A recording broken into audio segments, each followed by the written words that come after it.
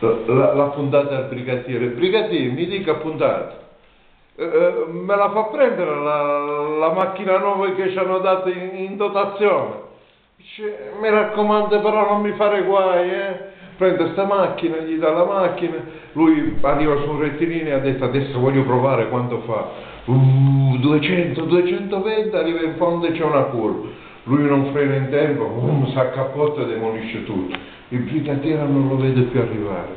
Dice, Madonna, che è successo? Va, prende la strada che doveva fare lui, arriva a un certo punto lo vede, con la macchina tutta accartocciata. Lui sdraiato per terra con la marmitta in bocca e soffiava.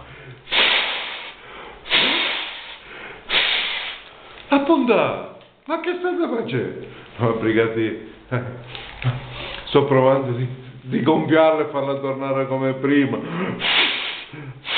Certi che hanno proprio ragione a dire tante cose sui carabinieri. Ma sei proprio scemo! Ma se non chiudi i vetri come fai a gonfiarla?